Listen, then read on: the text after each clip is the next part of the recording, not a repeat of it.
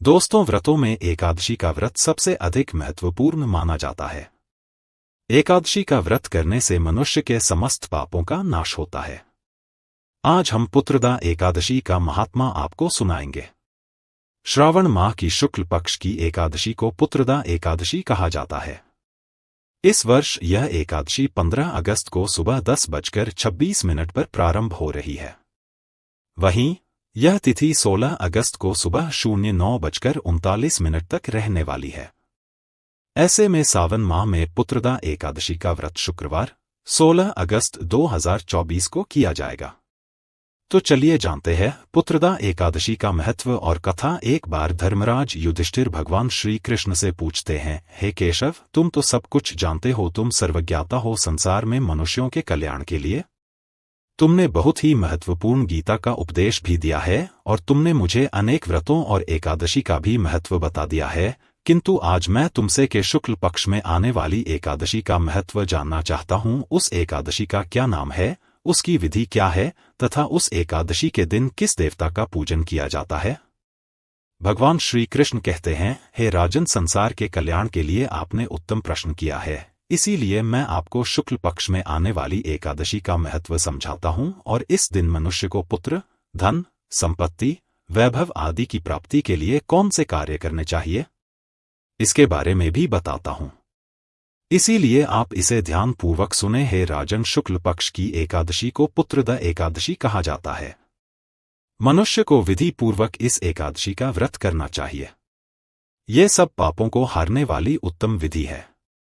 समस्त कामनाओं को पूर्ण करने वाले भगवान नारायण स्थिति के आदि देवता है। अब मैं तुम्हें पुत्रदा एकादशी का फल प्रदान करने वाली एक महान कथा सुनाता हूं। इस कथा का श्रवण करने मात्र से ही मनुष्य को 100 यज्ञ करने का फल प्राप्त होगा। उसे उत्तम संतान की प्राप्ति होगी और धन धान्य से उसका जीवन भर जाएगा। इसीलिए हे राजन, आप इस कथा को ध्यानपूर्वक सुनिए। फिर महाराज युधिष्ठिर कहते हैं, हे केशव, मैं अत्यंत भाग्यशाली हूं जो तुम्हारे मुख से मुझे यह कथा सुनने को मिल रही है। मैं जन्म जन्मों तक तुम्हारा ऋणी ही रहूंगा। फिर भगवान श्री कृष्ण कहते हैं, हे राजन, पूर्व काल की बात है, एक अत्यंत शोभायमान नगरी थी जिसका नाम था भद्रावती। ये नगरी धन धान्य से भरपूर धार्मिक लोगों से व्यक्त हुआ करती थी। उस नगरी के सम्राट महाराज सुकेतुमान थे। सुकेतुमान एक महान राजा थे। उनके राज्य में प्रजा अत्यंत सुखी और समृद्ध थी। महाराज ने अपनी प्रजा का पालन खुद की संतान की भांति किया। प्रजा को कभी किसी चीज की कमी नहीं पड़ने दी। महाराज अत्यंत धार्मिक, ईश्वर पर आस्था रखने वाले तथा दान धर्म करने में व्यस्त रहते थे। महाराज की पत्नी का नाम चंपा था, जो चरित्रवान, गुणवान तथा पतिव्रता नारी थी। वे सदैव ईश्वर की भक्ति में लीन पूजा पाठ तथा धार्मिक अनुष्ठान किया करती थी। किंतु दुर्भाग्य से अनेक वर्ष बीत जाने के बाद भी उनकी कोई संतान नहीं हुई। उनके वंश को आगे बढ़ाने वाला कोई नहीं था, जिससे महाराज सदैव चिंतित रहते थे। इससे केवल राजा भी दुखी नहीं थे, बल्कि राजा की प्रजा और महाराज के पितर भी परलोक में दुखी रहा करते थे। महाराज के द्वारा जो जल अपने पितरों को दिया जाता था, वह भी उनके शोक के कारण उबलने लगता था, जिसे पितृ ग्रहण नहीं कर पा रहे थे, जिससे पितरी भी महाराज के द्वारा दिए गए भोग को स्वीकार नहीं कर पाते थे। महाराज के द्वारा दिया गया निवाला भी राख हो जाता था, जिससे पितृलोक में रहने वाले सभी पितृगण बहुत दुखी रहने लगे थे। उनकी भी तृप्ति नहीं हो पा रही थी। सभी चिंतित थे, कैसे महाराज को पुत्र की प्राप्ति होगी, पुत्र के बिना कैसे महाराज और उनके पूर्वजों का उद्धार होगा। शास्त्र कहते हैं कि पुत्र के द्वारा ही मनुष्य को मृत्यु के पश्चात मोक्ष की प्राप्ति होती है। पुत्र जब धरती पर श्राद्ध, तर्पण आदि कार्य करता है तो इससे स्वर्ग लोक के पितरों को संतुष्टि मिलती है।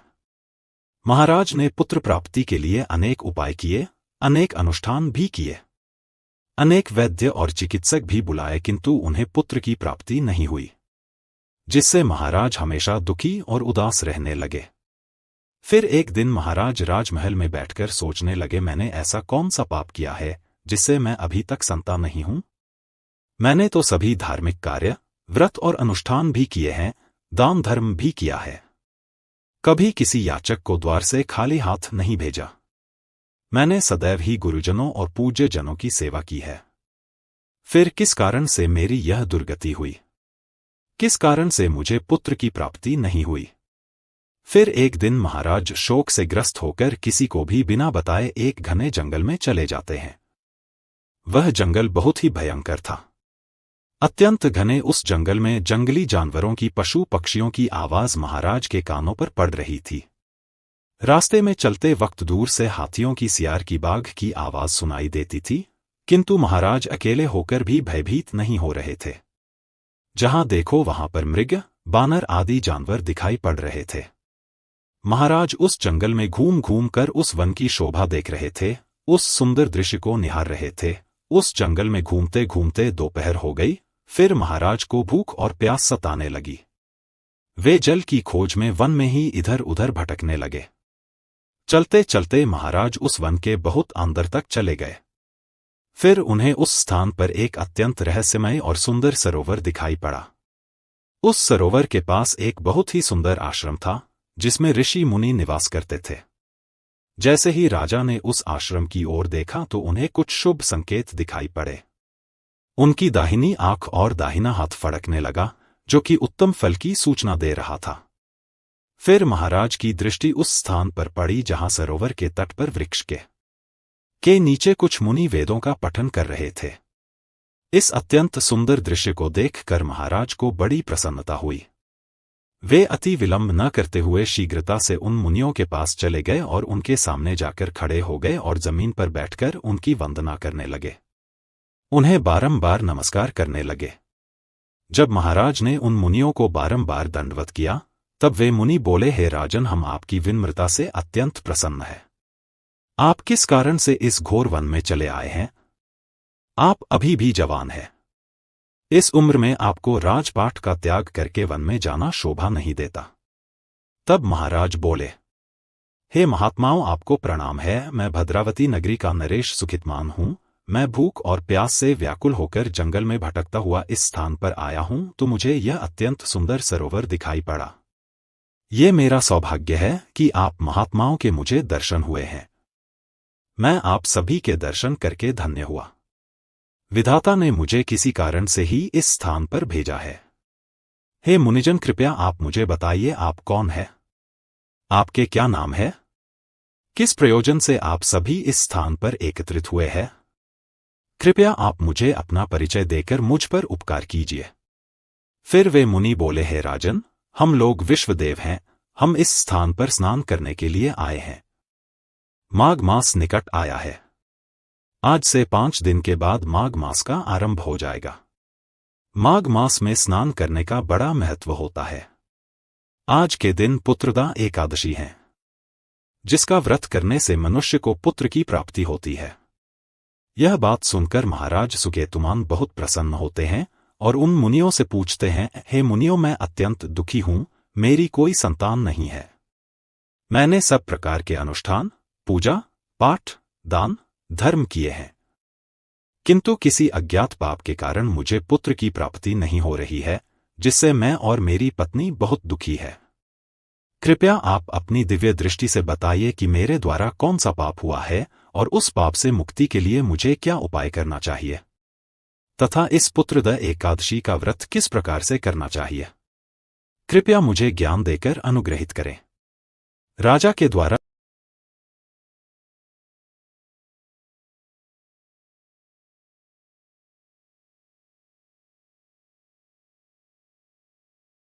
आपके पूर्व जन्म के दोष के कारण लगा है। पूर्व जन्म में आप एक दूसरों का धन चूसने वाले वैश्य थे। आप धोखे से दूसरों का धन हड़प लेते थे। एक दिन आप गांव के बाहर गायों के लिए बनाई गई बावली पर पानी पीने को रुके थे, तब उस स्थान पर एक गाय अपने बछड़े के साथ आ गई। वह गाय और उसका बछड़ा बहुत प्यासे थे और उष्णता के ताप से पीड़ित थे। आपने उस गाय को और उसके बछड़े को पानी पीने नहीं दिया और उन्हें मारकर वहां से भगा दिया और खुद उस बावली का जल पी लिया। इसी घोर पाप के कारण आप इस जन्म में पुत्रहीन बन गई है। जो मनुष्य गायों को मारता है, उनकी बावली को तोड़ता है। जो प्यासी गायों को पानी नहीं पिलाता, उसे घोर पाप लगता है। इस बात को सुनकर महाराज को बड़ा दुख हुआ और वे पश्चाताप की अग्नि में जलने लगे। महाराज दुखी होकर कहने लगे, हे मुनियों, मैंने जाने अनजाने में बहुत बड़ा पाप किया है। मैं इस पाप का प्रायश्चित करना चाहता हूं। कृपया आप मुझे कुछ उपाय बताइए। फिर वे मुनि कहते हैं, हे राजन, आज पुत्रदा एकादशी है। आप यहीं पर रहकर इस एकादशी का व्रत करें। ये व्रत बहुत महान है और पुत्र प्रदान करने वाला है। इस व्रत की तीनों लोकों में ख्याति है। आज तुम इस व्रत का पालन करो और हमारे आश्रम में स्थित गायों की सेवा करो, उनकी पूजा करो तथा उन्हें भोजन कराओ और भगवान विष्णु के प्रसाद को ग्रहण करो, तुम्हें अवश्य पुत्र प्राप्त होगा। महाराज ने फिर वैसा ही किया। उन्होंने मुनियों का कहना मानकर श्रद्धापूर्वक व्रत का पालन किया। आश्रम में स्थित गायों की सेवा की, उन्हें हरा चारा खिलाया और उनका पूजन किया। उन मुनियों के उपदेश का विधि पूर्वक पालन करके उन्होंने पुत्रदा एकादशी का अनुष्ठान किया। फिर द्वादशी को पारण करके मुनियों के चरणों में मस्तक झुकाकर उन्हें बारंबार प्रणाम किया। इस प्रकार से पुत्रदा एकादशी का व्रत करने से तथा इस दिन गायों की सेवा करने से, उन्हें चारा खिलाने से राजा के सभी पाप नष्ट हो गए और महाराज लौटकर अपने महल में आ गए। महाराज को देखकर रानी भी अत्यंत प्रसन्न हुई। फिर रानी ने कुछ ही दिनों में गर्भ धारण किया। प्रसव काल आने पर राजा के पुण्य कर्म के प्रभाव से उन्हें एक अत्यंत तेजस्वी पुत्र हुआ, जिसने आगे चलकर अपने गुणों से पिता को संतुष्ट किया। महाराज के पितृ भी इस घटनाक्रम को देख रहे थे। वे भी बहुत संतुष्ट हुए और भगवान विष्णु को बारंबार धन्यवाद देने लगे। भगवान श्री कृष्ण युधिष्ठिर से कहते हैं, हे राजन, इसीलिए मनुष्य को पुत्रदा एकादशी का व्रत अवश्य करना चाहिए। मैंने समस्त मानव जाति के कल्याण के लिए इस व्रत का महात्मा आपको सुना दिया है। जो भी मनुष्य एकाग्रचित्त होकर पुत्रदा का व्रत करता है, वह इस लोक में पुत्र पाकर मृत्यु के पश्चात उत्तम गति को प्राप्त करता है। इस महात्मा को पढ़ने से और सुनने से 100 अग्निष्टोम यज्ञ का फल मिलता है। तो दोस्तों, आप सभी ने पुत्रदा एकादशी की इस महान कथा को ध्यानपूर्वक सुना है। इसीलिए आप सभी को मैं धन्यवाद देता हूं और आपके मंगल की कामना करता हूं। आपको यह कथा कैसी लगी? कमेंट करके जरूर बताएं। जानकारी अच्छी लगी तो वीडियो को लाइक जरूर करें। इस वीडियो को मित्र परिवारों के साथ शेयर करके इस कथा का प्रचार करें। इससे आपको बहुत पुण्य मिलेगा। साथ ही चैनल को सब्सक्राइब करें ताकि ऐसी ही आध्यात्मिक जानकारी आपको प्राप्त हो सके। आप सभी का धन्यवाद।